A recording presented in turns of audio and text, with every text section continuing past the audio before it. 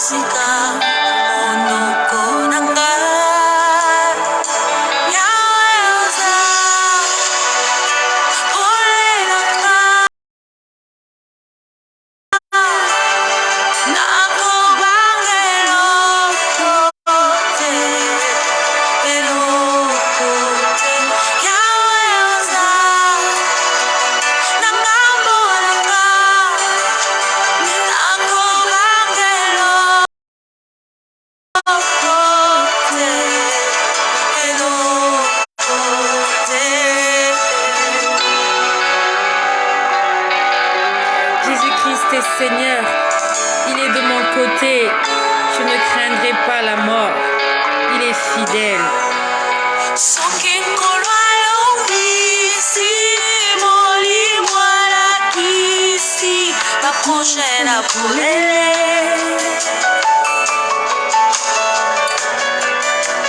Juste un temps de répit et leur équipe est remplie de plans qu'à mon lit. Bayena ma stratégie. Ils viennent avec de nouvelles stratégies. Bayepena bingame yasikae. Babongisi baplona bango. Balingeli makambo nako. Ngana katoli. Yaza. Gumaranga. Nako Oh Seigneur Jésus-Christ, notre Seigneur Jésus-Christ est bon. Merci pour toi qui es connecté à cette heure-ci. Nous sommes aujourd'hui le 24 octobre 2021. Que le nom de Jésus-Christ soit glorifié. Je peux sentir la présence de Dieu. Je peux sentir la présence de Dieu. Le Seigneur est au contrôle dans la vie de plusieurs personnes. J'aimerais te dire, ne perds pas espoir. Je suis pas venu te flatter. Je suis venu te fortifier parce que moi-même, je suis fortifié par le Seigneur. Tu traverses des moments difficiles. Demande au Saint-Esprit de te remplir de sa présence. Demande au Saint-Esprit de te remplir de sa personne. Si tu n'as pas le Saint-Esprit, tu ne pourras pas faire face à toutes les difficultés que tu vas rencontrer. Si tu n'as pas le Saint-Esprit, tu ne pourras pas tenir ferme. Si tu n'as pas le Saint-Esprit, tu ne pourras pas garder la foi et rester debout. Nous avons tous besoin du Saint-Esprit. Je suis en train de passer des moments difficiles. J'ai un enfant qui a fugué. Je ne sais pas là où est parti l'enfant, je n'ai pas de nouvelles. Mais le Seigneur me console. Parce que je sais que Dieu a des projets pour moi et pour ma maison. Dieu a des projets pour moi et pour mes enfants. La Bible nous dit, celui qui demeure sous l'abri du Très-Haut repose à l'ombre du Tout-Puissant. Dans le psaume 91, si je demeure sous l'abri du Très-Haut, alors je repose à l'ombre du Tout-Puissant, pas seulement moi, mais avec mes enfants, avec ma maison. Tu es en train de passer des moments difficiles, je ne sais pas ce dont tu as besoin. Je ne sais pas ce que tu attends, je ne sais pas ce que tu cherches, mais n'abandonne pas le Seigneur Jésus-Christ. Il va te faire du bien, il va consoler ton cœur, il va te surprendre agréablement. Tu seras agréablement surpris par le Seigneur, n'abandonne pas la foi.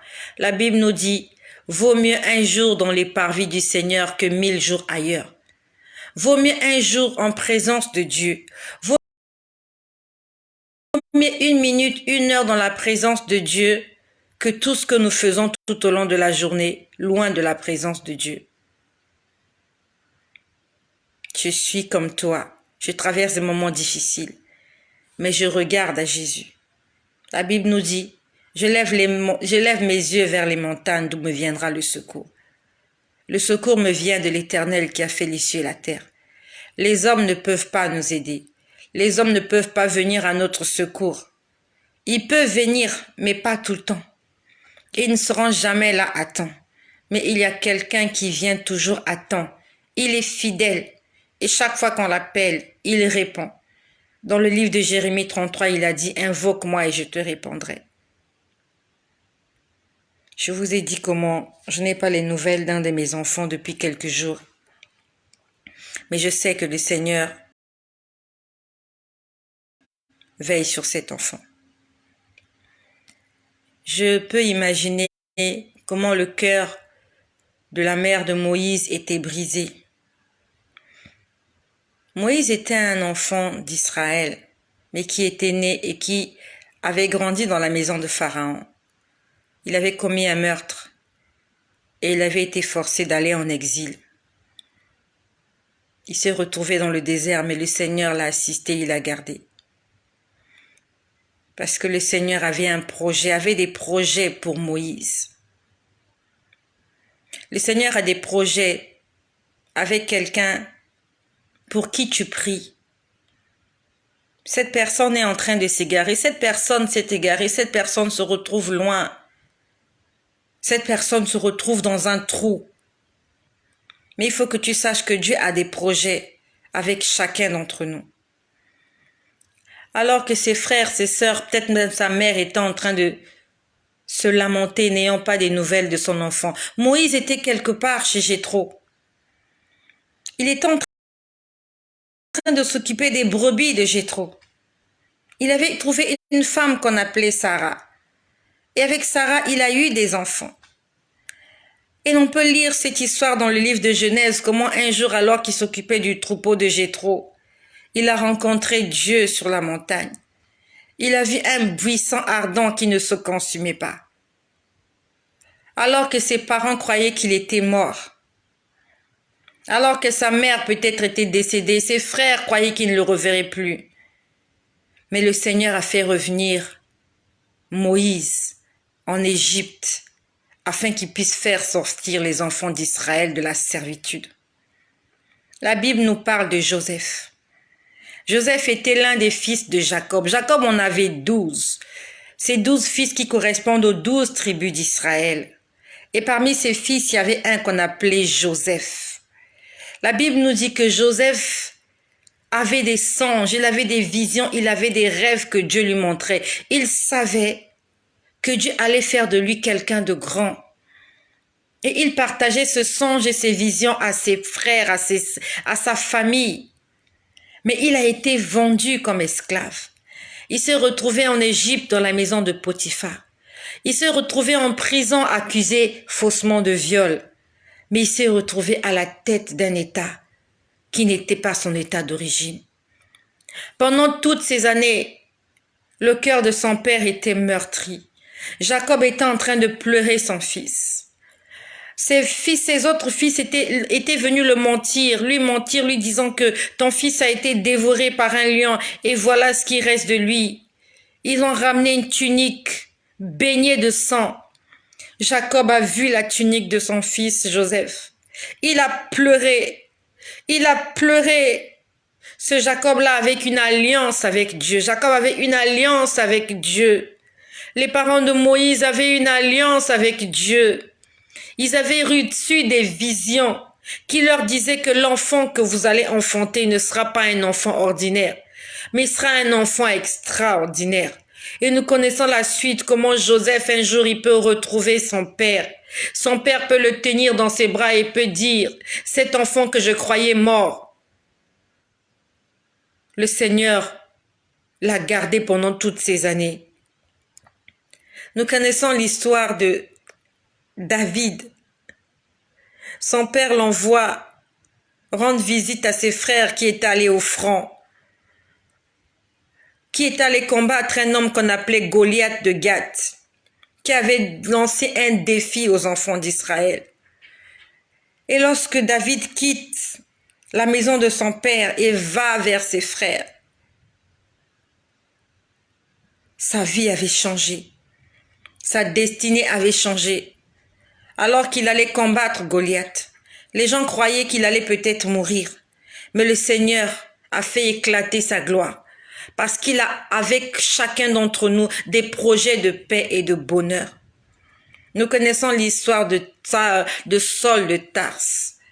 Cet homme-là qui persécutait les chrétiens, qui persécutait l'Église. Les chrétiens avaient peur de Saul. Mais nous connaissons l'histoire, comment Saul de Tarse, il a fait la rencontre de Jésus alors qu'il était en train de partir commettre un délit. Il était en train de partir commettre un meurtre. J'aimerais te dire, ma mère, mon père, mon frère, ma sœur, t'as un enfant qui a fait une fugue, qui est parti dans la rue, qui se retrouve dans un groupe de personnes peu recommandables. Tu as une fille qui est devenue insaisissable. Tu as une fille qui a quitté la maison, qui commence à se prostituer, qui ne t'écoute plus.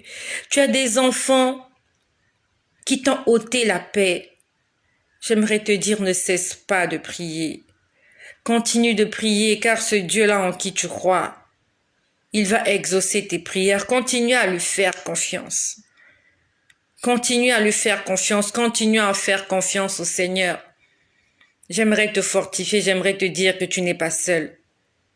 Tu n'es pas seul à être comme ce père-là qui attendait l'enfant prodigue.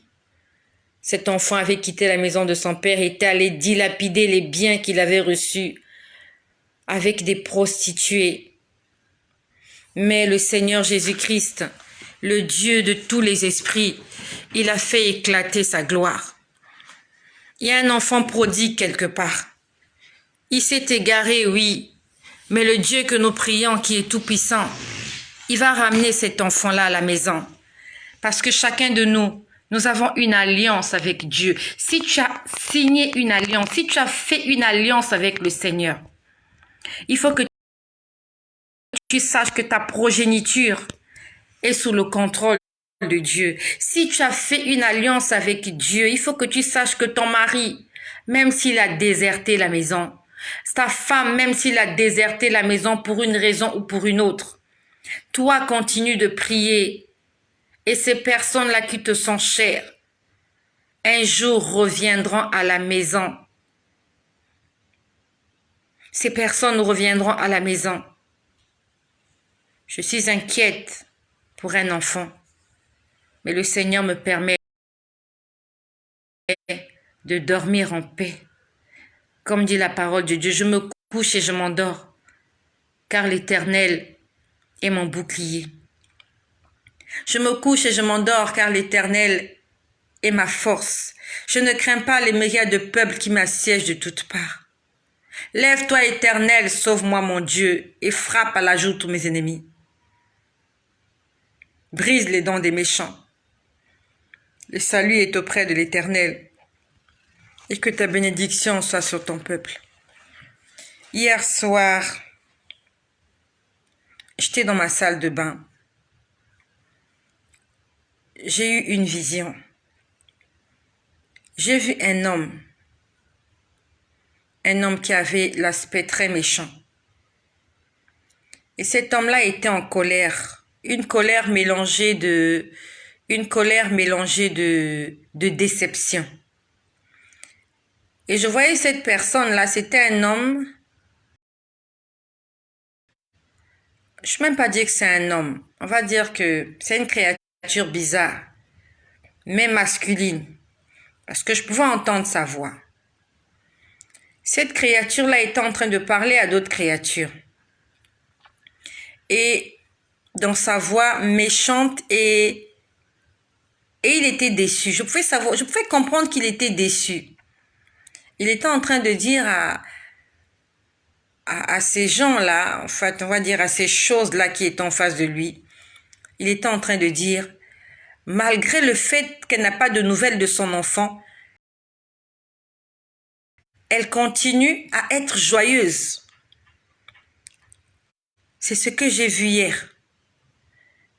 J'étais dans ma salle de bain, j'étais en face du miroir. Et je pouvais voir cette vision, pas en face du miroir, mais à côté du miroir. On va dire que sur ma gauche. C'était comme un écran qui était ouvert et je voyais quelqu'un en train de s'étonner du fait que j'ai un enfant qui a fugué. Je n'ai aucune nouvelle de l'enfant, je ne sais pas là où est l'enfant. Je n'ai pas fait d'avis de recherche.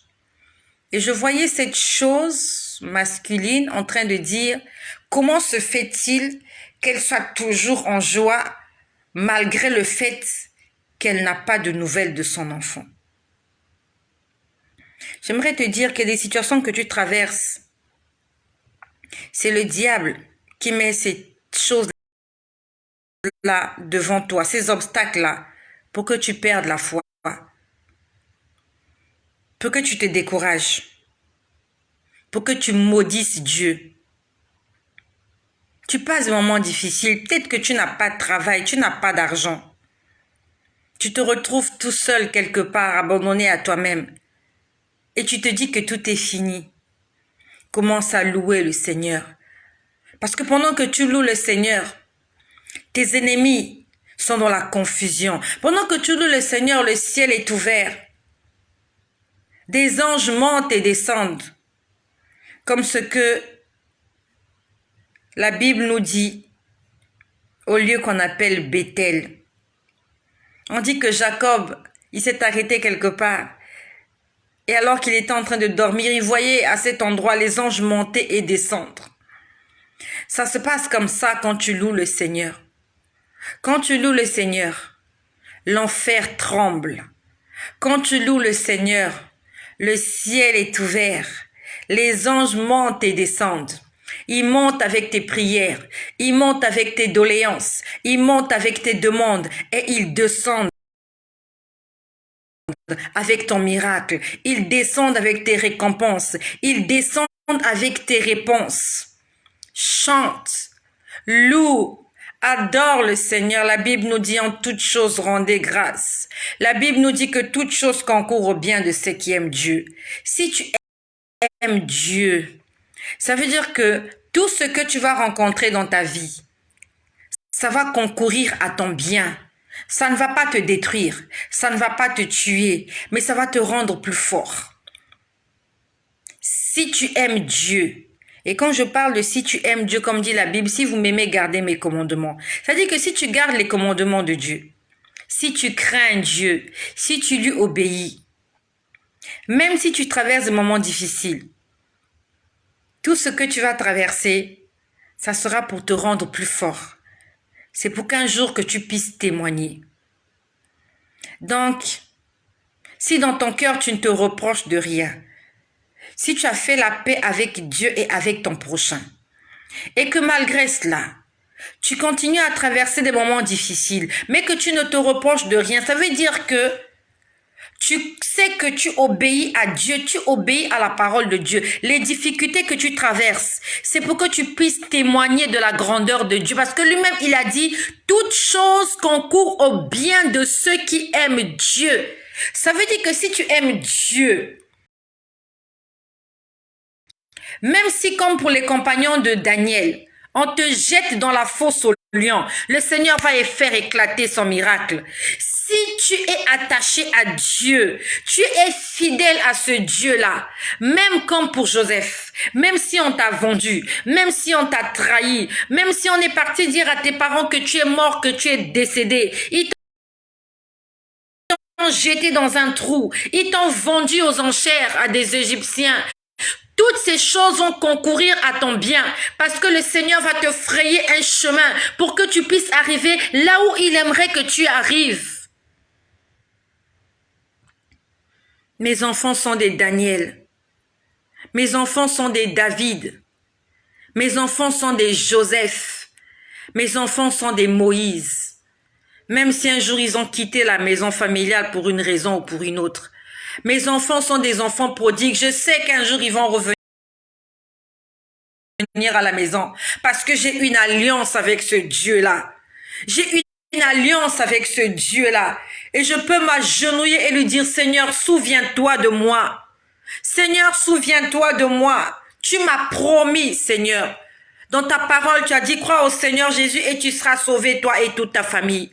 Je sais que même si je ne le vois pas aujourd'hui, tu vas sauver ma famille, tu vas sauver mes enfants, tu vas me sauver, tu vas me rendre plus forte et je vais témoigner. Peut-être que ton enfant est malade. Tu as des difficultés dans ton ménage, dans ton foyer. Mais si dans ton cœur, tu ne te reproches de rien, il faut que tu saches que ce que tu es en train de traverser, cette difficulté que tu traverses, c'est pour que Dieu puisse se servir de cette difficulté et faire éclater sa gloire. Dieu va faire le miracle dans ta vie. Dieu va te faire témoigner. Pour témoigner, il faut avoir une histoire à raconter. Et cette histoire-là, c'est ce que tu es en train de traverser aujourd'hui.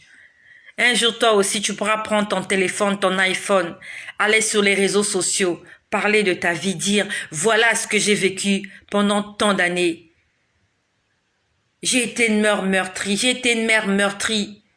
J'ai été déçue par mes enfants, j'ai été déçue par mon mari, j'ai été malade, j'ai traversé des moments difficiles, mais aujourd'hui, je peux dire « Abba, Père. Jésus-Christ est Seigneur. N'abandonne pas. N'abandonne pas mon frère. N'abandonne pas ma sœur. Moi qui te parle, je suis en train intérieurement de souffrir. J'ai l'image de l'enfant qui me vient comme ça. Je suis en train de penser à l'enfant, mais je sais que Dieu veille sur cet enfant. Car la Bible nous dit, ils vous feront la guerre, mais ils ne nous vaincront pas. Ils vont nous faire la guerre. On n'a pas dit qu'il n'y aura pas de guerre. La bataille, elle est réelle. Le combat est réel. Mais la victoire, elle est évidente. La victoire est certaine. Parce que celui qui est avec nous, il est plus fort que celui qui est dans le monde. Jésus-Christ est plus fort que le diable. Jésus-Christ est plus fort que les sorciers. Jésus-Christ est plus fort que les démons. Jésus-Christ est plus fort que mes ennemis. Jésus-Christ est plus fort. Et même si l'enfant est en train de traverser des moments d'adolescence, des crises d'adolescence, je sais que ce Dieu-là va me le ramener à la maison. Il va revenir à la maison. Il va revenir à la maison. Et je vais continuer à chanter.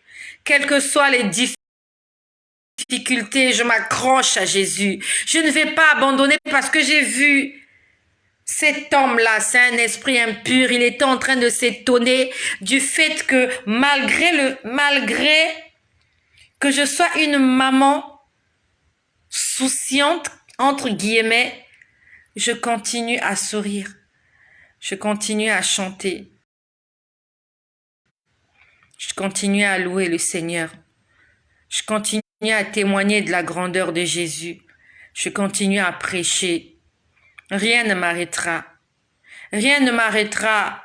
Je vais continuer ma course jusqu'au bout. Rien ne pourra m'arrêter. Le Seigneur me fait passer par là.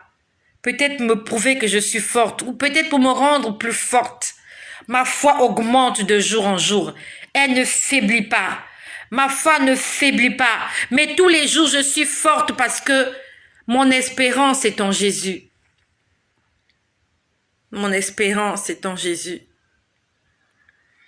Mets en Jésus-Christ ta confiance et il agira. Fais-lui confiance. Fais-lui confiance. Et il agira.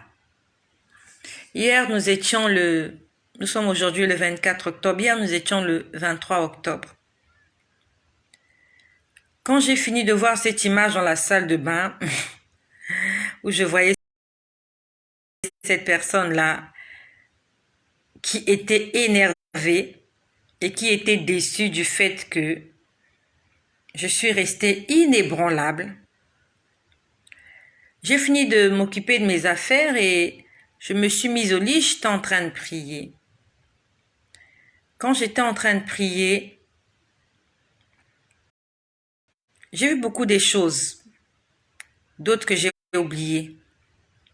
Mais parmi les choses que j'ai vu des gens entrer chez moi.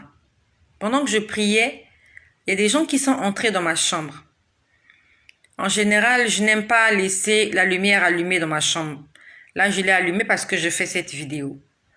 Et pendant que je priais, en fait, la lumière était éteinte. Mais je pouvais voir qu'il y avait la lumière dans la chambre. Et je voyais des gens entrer dans la chambre. Je crois qu'ils étaient au nombre de 5. Honnêtement, je crois qu'ils étaient 5. Je n'ai pas trop bien compté, mais je voyais des gens défiler et ils étaient habillés comme des rabbins. Vous voyez, les rabbins, ce sont ces juifs-là. Quand on les montre souvent à la télévision, ils sont souvent au mur de lamentation et ils font des prières. Ces gens-là étaient habillés comme ça. Habillés comme des juifs, comme des rabbins, avec leurs mèches de cheveux qui tombent là et leurs espèces de chapeaux. Et parmi eux, je crois qu'ils étaient 5. Je crois qu'ils étaient 5, je crois bien. Parmi eux, il y avait un qui avait un sac à dos. Un sac au dos. Et quand j'ai vu ce sac au dos, quelque chose en moi, à l'intérieur de moi, m'a dit qu'il y a des choses à l'intérieur. Ils sont venus pour faire un travail. Ça, c'est vraiment ce que j'ai ressenti à l'intérieur de moi. Parce que tous, ils avaient les bras ballants, sauf un. Il y avait un, je crois que c'était l'avant-dernier. Il avait un sac au dos. On sait quand on a un sac, le sac, c'est pour transporter des effets. Je ne sais pas ce qu'il y avait à l'intérieur, mais je sais qu'il y avait des outils. J'ai pas vu ces outils, mais je pouvais avoir une intelligence. Je savais qu'il y avait des outils et qu'ils voulaient faire un travail. Ils étaient venus pour faire un travail. Moi, je ne les ai pas vus sous forme d'anges. Je les ai vus sous forme de juifs, comme des rabbins. Puis après, j'ai vu plusieurs autres choses dont je ne me souviens plus et je me suis endormie. Ce matin, je me suis réveillée assez tôt. Je me suis réveillée à 6 heures. Quand je me suis réveillée à 6 heures, j'étais en train de rendre grâce au Seigneur pour la journée. J'étais en train de prier et j'ai vu une image. J'ai vu un homme. Cet homme était assis par terre. Il était en train de travailler la terre. Il était rempli de boue. Quand je parle de la boue, c'était de l'argile. De l'argile de couleur claire. Il était en train de travailler de l'argile. Assis par terre. On va dire que vraiment, il était trempé d'argile. Et de ses mains, il était en train de fabriquer des choses. Avec ses mains, il fabriquait des choses. Je l'ai vu ce matin. Je ne dormais pas. J'étais en train de prier. J'ai vu un homme en train de sculpter, de fabriquer des choses avec de l'argile. Et quand je vois cette image, intérieurement, je ne sais pas qui peut parler, mais on me dit, celui que tu vois, c'est le potier. On m'a dit, c'est le potier. Je pouvais le voir, il était en face d'un mur, assis par terre. Il était en train de malaxer l'argile. Il était en train de faire des choses. Je le voyais fabriquer des choses avec ses mains. On m'a dit, c'est le potier. J'aimerais te dire, notre potier, c'est Dieu. La Bible nous dit que nous sommes des vases dans la maison de Dieu. Il nous a façonnés, il nous a sculptés avec ses mains. Et il n'a pas fini de faire ce travail-là. Tant que la terre existe, Dieu va continuer à façonner, à sculpter des gens. Le Seigneur est en train de façonner quelqu'un. Le Seigneur est en train de régénérer la vie de quelqu'un. Le Seigneur est en train de faire un travail dans la vie de quelqu'un. Et j'étais en train de prier non seulement pour mon enfant qui a quitté la maison, mais j'étais en train de prier pour tous les enfants du monde entier. Et je pouvais voir ce potier-là en train de travailler de l'argile. Quelqu'un m'a dit, regarde le potier. En fait, il est déjà en train de travailler. Peut-être que le produit n'est pas encore fini. Le pot n'a pas encore la forme que le potier aimerait lui donner. Mais le potier est déjà en train de travailler. J'aimerais te dire que nous avons un avocat auprès du Père. Si nous lui demandons quelque chose et si nous savons dans notre cœur qu'il va agir, Dieu va le faire. J'ai vu quelqu'un en train de travailler l'argile. Il était rempli d'argile, partout. Il était assis par terre, pas assis sur une chaise. Quand on voit les potiers à la télévision, ils sont assis sur des chaises, ils ont eu une espèce, je sais pas moi comment on appelle ça, de quelque chose qui tourne là, où ils fabriquent leurs pots. Non, moi j'ai pas vu cette machine là qui fabrique les pots. J'ai vu qu'il travaillait avec ses mains. Avec ses mains. Il était badigeonné, il était plein d'argile sur lui, il était sale. J'aimerais te dire, n'arrête pas de demander au potier de continuer l'œuvre qu'il a commencée dans ta vie. N'arrête pas de demander au potier de continuer l'œuvre qu'il a commencée dans la vie de tes enfants. N'arrête pas de demander au potier de continuer l'œuvre qu'il a commencée dans la vie de ton mari. N'arrête pas de demander au potier de continuer l'œuvre qu'il a commencée dans ton couple, dans ton foyer, dans ta famille, dans ta maison, dans tes entreprises. J'ai vu ce potier en train de travailler. Dieu est en train de travailler. Dieu n'est pas fatigué. Dieu n'a pas cessé de travailler. Il est en train de travailler pour chacun d'entre nous. Je suis dans l'attente comme le père de l'enfant prodigue. Je suis dans l'attente que l'enfant revienne à la maison. Tous les matins quand je me réveille, je me dis j'espère qu'il va revenir aujourd'hui. Comme le fils prodigue, je sais que l'enfant va revenir. Et toi aussi, tu as perdu quelque chose. Tu as perdu ta dignité. Tu as perdu ta foi. Tu as perdu quelque chose.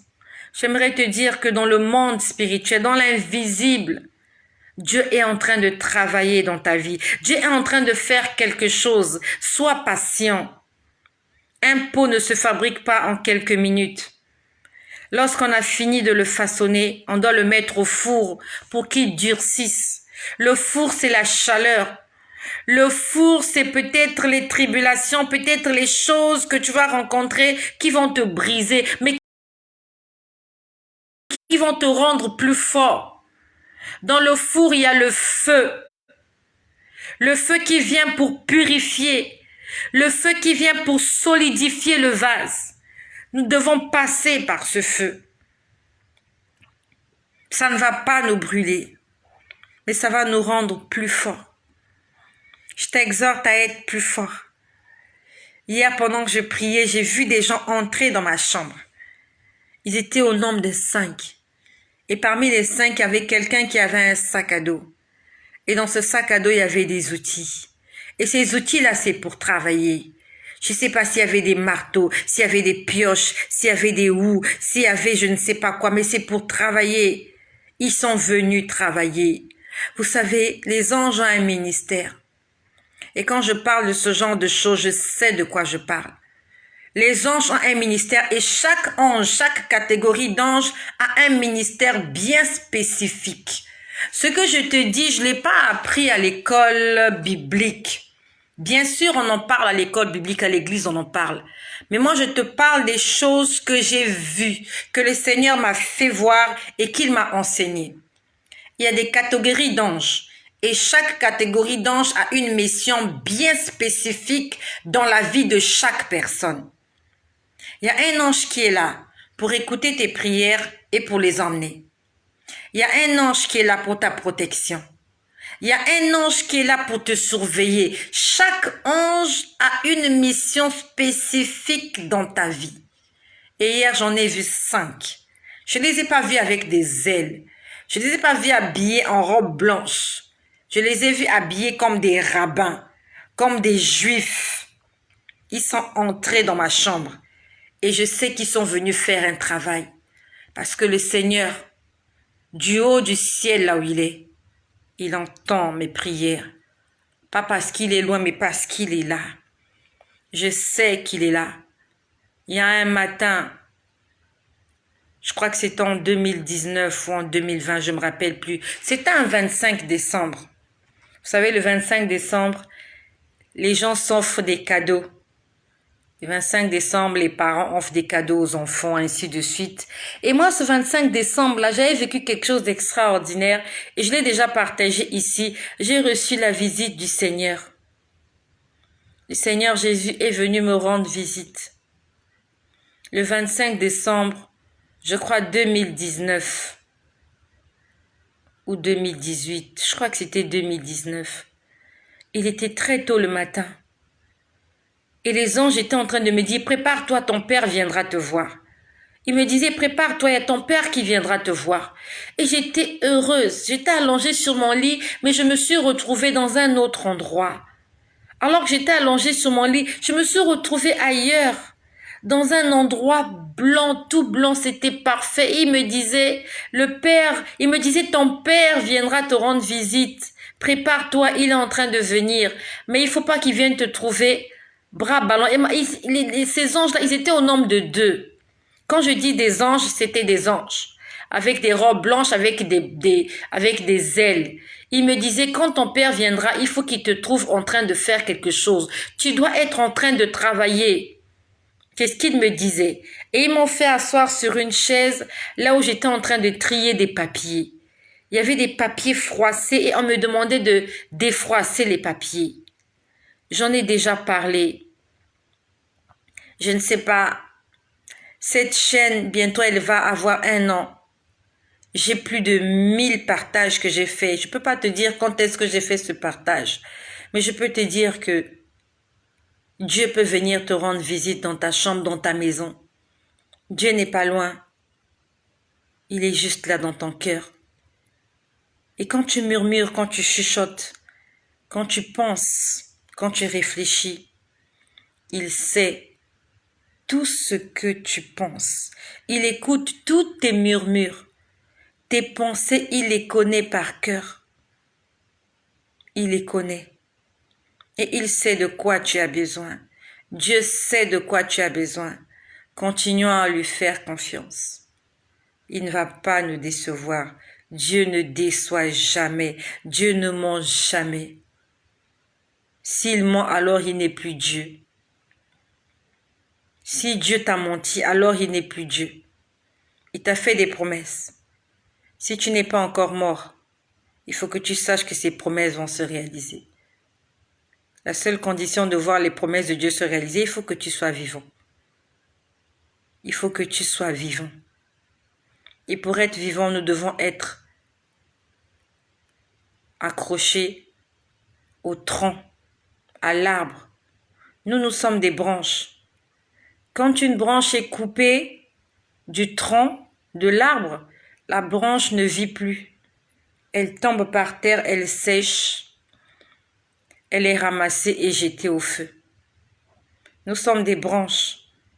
Et Jésus-Christ est l'arbre.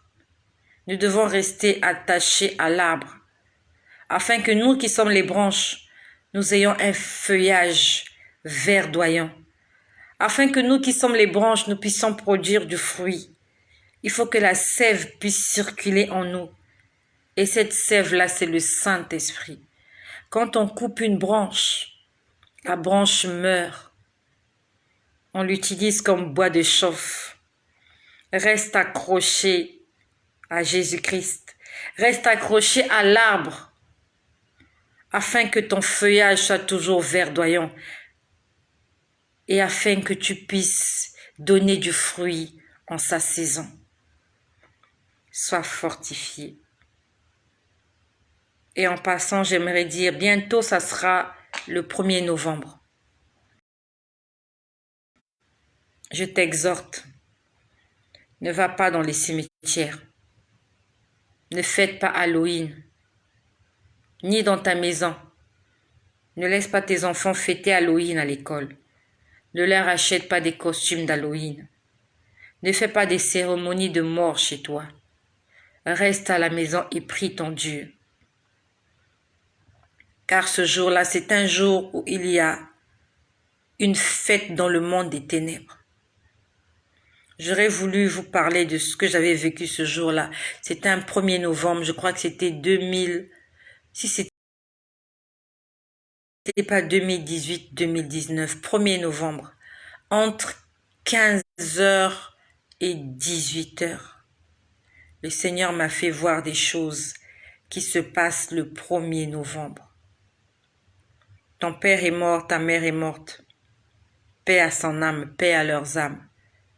Mais toi, ne va pas dans les cimetières ce jour-là. Ne va jamais dans ces endroits-là. Jamais. Jamais. Ce sont des pièges qu'ils tendent.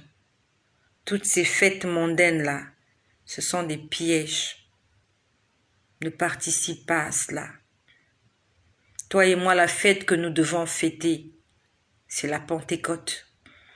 C'est l'effusion du Saint-Esprit sur les disciples. C'est ça notre fête. Notre fête, c'est la Pâque. Quand Jésus a donné sa vie pour nous. Et quand le Saint-Esprit est descendu. Sans le Saint-Esprit, nous ne sommes rien. Nous ne sommes pas là pour fêter les morts. Nous ne sommes pas là pour fêter la mort. La mort, elle est destructrice. Tu as vu ce que la mort est en train de faire? Et toi, tu veux fêter la mort. Tu veux célébrer la mort alors que quand la mort frappe dans ta famille, tu es malheureuse, tu es malheureux. Quand la mort court après toi, tu te mets à courir. Mais quand les hommes ont décrété une journée spéciale pour la mort, toi tu te mets à danser, à chanter, en glorifiant la mort. Mon peuple meurt parce qu'il lui manque la connaissance. Aujourd'hui, Dieu nous permet d'être au courant de certaines choses, de connaître. Ne fête pas la Toussaint. Faut pas fêter la Toussaint. Ne faites pas. Tu vas attirer les esprits de mort dans ta maison. Ils vont te capturer. Ils vont aller t'enchaîner quelque part. Pas physiquement, mais d'abord en esprit. Tu seras leur proie. Et le jour où ils auront besoin de faire de toi ce qu'ils veulent, ils ne vont pas se gêner. Ils ne vont pas hésiter. Parce que tu leur auras ouvert une porte d'accès dans ta vie. Merci à toutes les personnes qui sont là. Merci à ma sœur Charlotte depuis la Tunisie. Merci à SJAW qui est là. Merci à vous toutes mes pères, vous toutes mes sœurs et vous tous mes frères qui êtes là, qui vous êtes manifestés.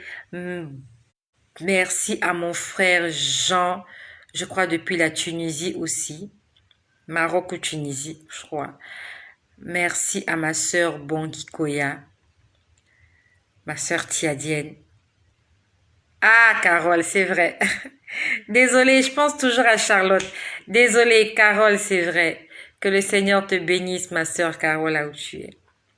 Merci de partager ce message, afin que quelqu'un soit béni comme toi. Ne l'oublie pas. Toi aussi, tu as connu cette chaîne parce que quelqu'un dans ton entourage l'avait partagée. Soyez tous bénis au nom puissant de Jésus.